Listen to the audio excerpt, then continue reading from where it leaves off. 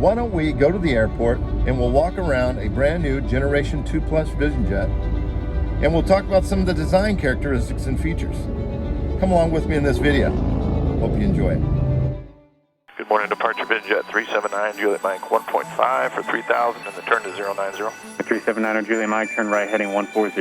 Right turn 140, 9 Juliet Mike. 379 Juliet Mike, turn right heading 180. Right turn 180, 9 Juliet Mike. Clear for takeoff, runway 19, 379 Juliet Mike. Hi everybody, hope you're doing well, and thank you so much for coming along in this video today. In this video today, we're in the hangar at John C. Toon Airport. I just wanted to show you some of the design characteristics and features of this Generation 2 Plus SF50 Vision Jet by Cirrus Aircraft. This happens to be an Arrive Special Edition aircraft, which basically means it comes with a semi-custom paint scheme and interior. The black variation of this aircraft is known as the Stellar design. As we face the nose of the aircraft here, we have the nose landing gear, of course. We have the EVS camera, which is used for detection of thermal imaging and such like that.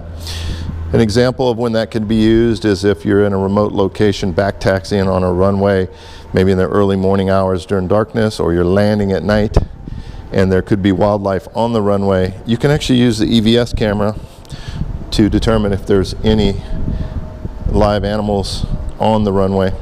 You can also use it in flight to detect different types of clouds. Cooler clouds will look a little bit different on the EVS camera in flight than other types of clouds. So you can detect if maybe there's some precipitation ahead, looking at the camera if you wanted. This here is commonly referred to as a Snoopy nose, but it's actually a TKS nozzle. It secretes TKS icing protection fluid onto the upper section of the radome. There's actually a radar inside of here used for weather radar. And so the nozzle secretes TKS fluid up onto the upper section of the radome. There are no openings on the bottom. The openings are only on the top. So it secretes TKS fluid upward, and there's a gray slit nozzle up there in front of the windshield as well, and that further secretes TKS fluid onto the windshields if you're using the windshield icing protection system. You might be curious if the parachute is ever deployed in a Vision Jet, where does it come from? It actually comes from this section right here, and will jettison right out of the front of the aircraft that way, using the caps handle, which is inside the cabin. Okay, nose landing gear as well. There are 4 of these lightning diverters on the nose of the aircraft. That's helpful in case you enter an area of convective activity and thunderstorms in flight. The main door of the aircraft is here.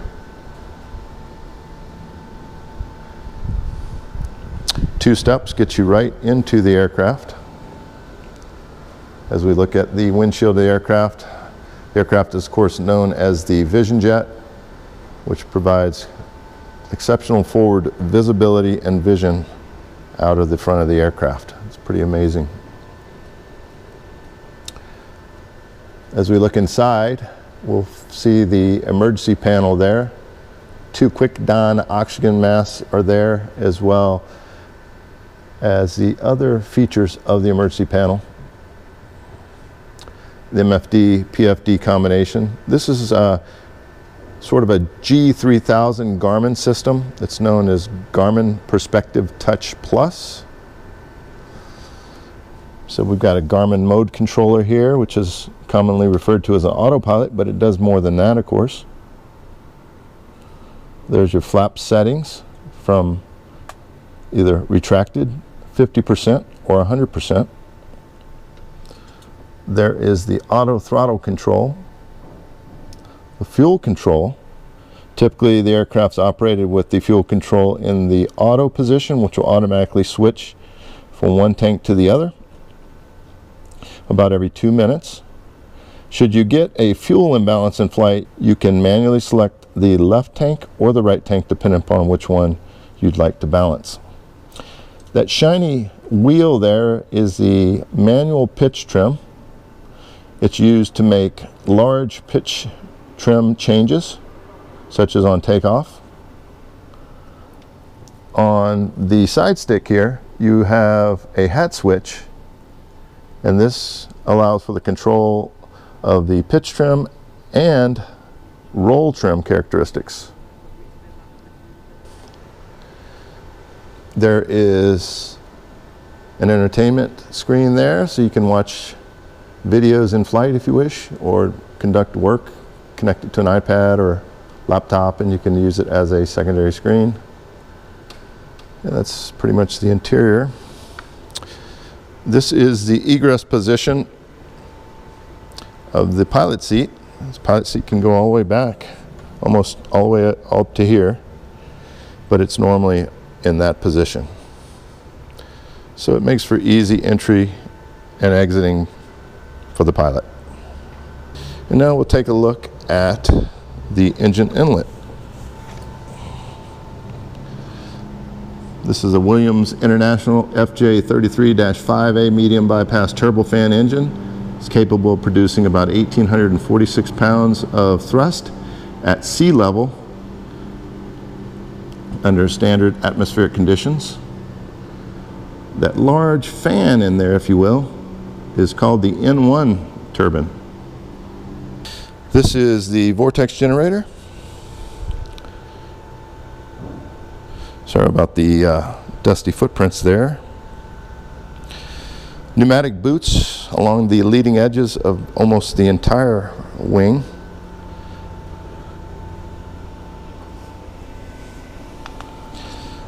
The main landing gear.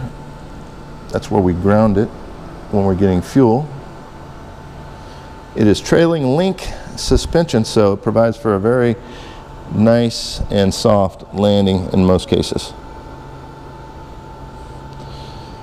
Main landing gear is coupled with Behringer brakes that work really, really well.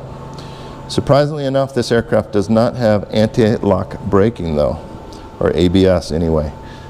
So you definitely have to pay attention to how much brake pressure you're using when you land. In addition, I should mention that this is a cast-ring nose wheel, which means there's no direct connection or control for steering of the nose wheel. The aircraft is simply turned by using differential braking. And when I say turn, I mean on the ground for taxi and control on the runway. Use basically your left and right brakes to maintain center line and straight direction of travel. So if you were to have a complete brake failure of one brake and not the other, it'd be very difficult to keep the aircraft straight or come to a stop without the aircraft turning, because again, there is no control over steering directly associated with the nose wheel.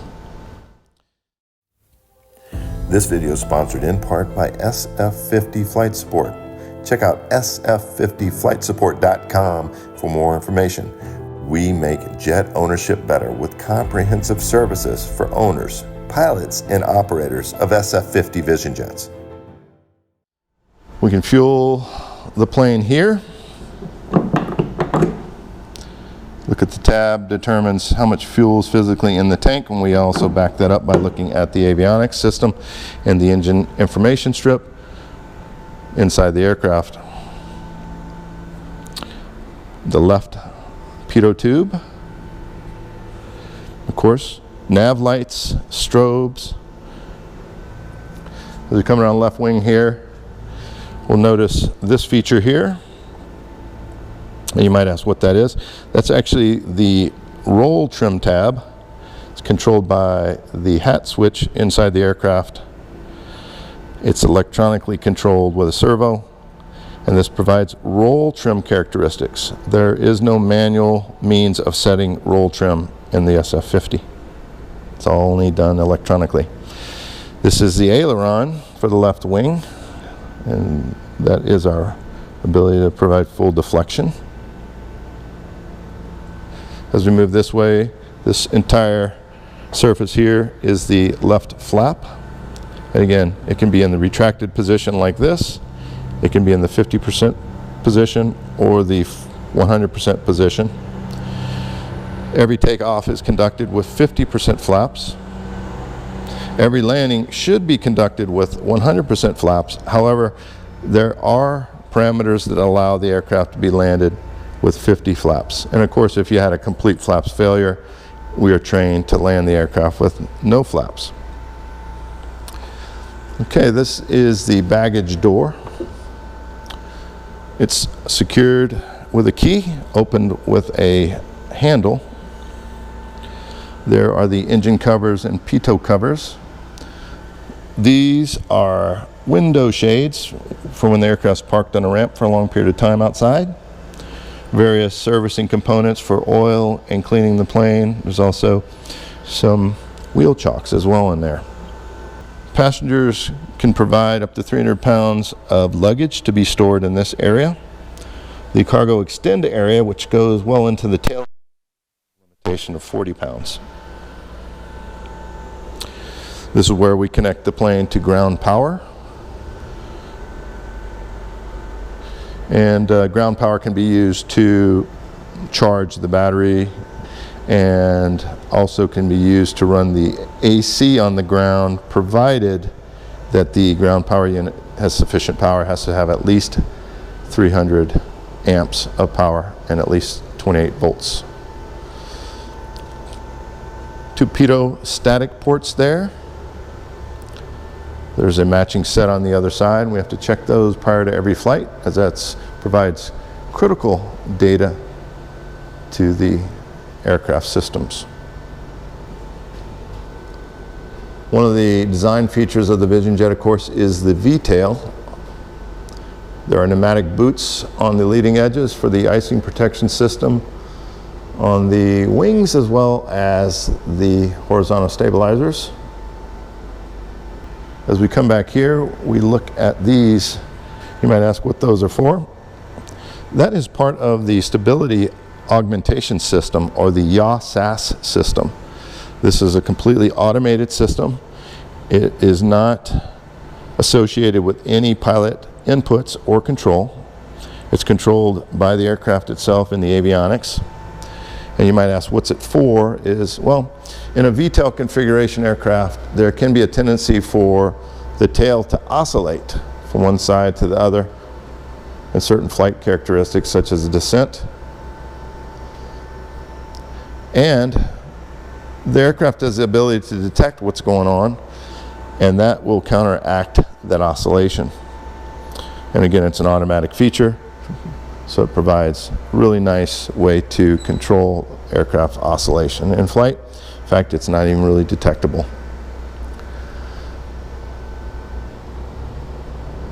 All right.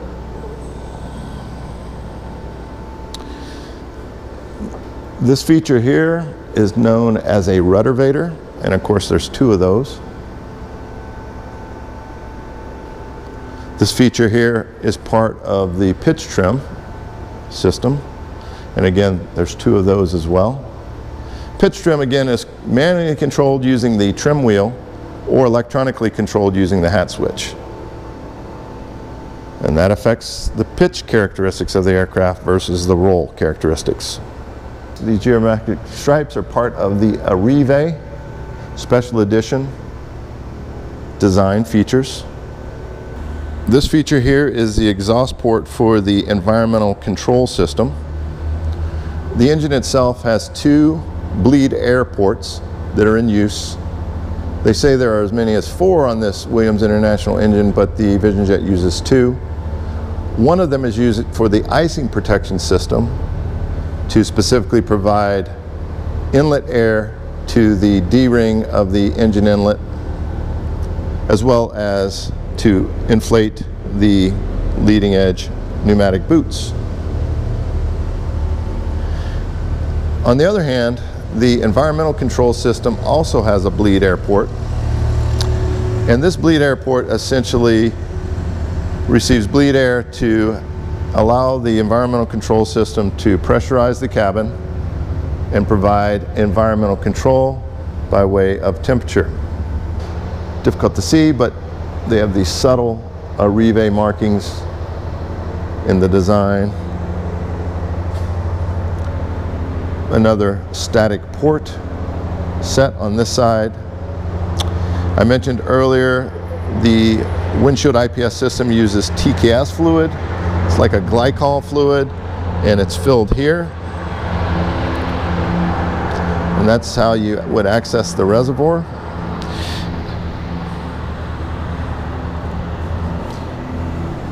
We have various sensors and antennas to do various things from ELT communications, radio communications, temperature sensing. The aircraft has a radar altimeter as well as navigation radios.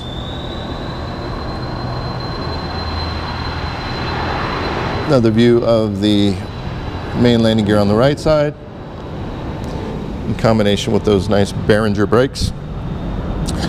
Again, this whole surface here is going to be the flap for the right wing, coupled with the aileron as we deflect it to show you the movement. Now, if you notice this feature here, you might ask, well, that's a little different than the trim tab that's on the left wing.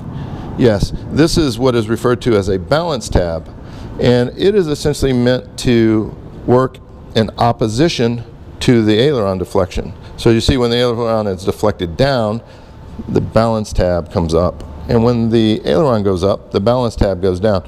And that is to minimize the amount of control force pressure necessary for the pilot. Again, strobe and nav light combination. Pitot tube. Pneumatic boots. The right main landing gear with trailing link suspension. Grounding point as well. Vortex generator.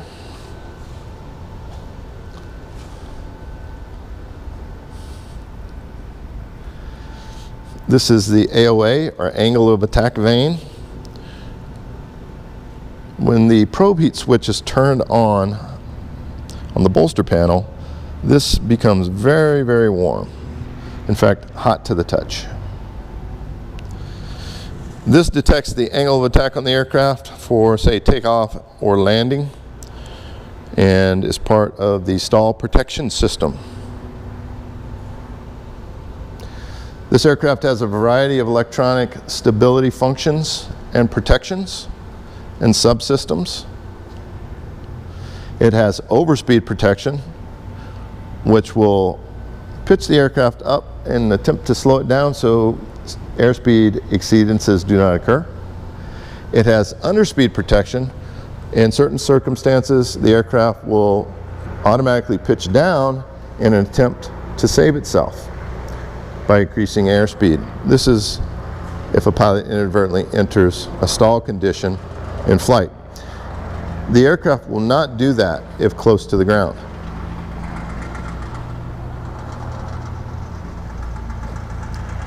Other subsystems include the CAP subsystem, which is the parachute recovery system, the Cirrus airframe parachute system.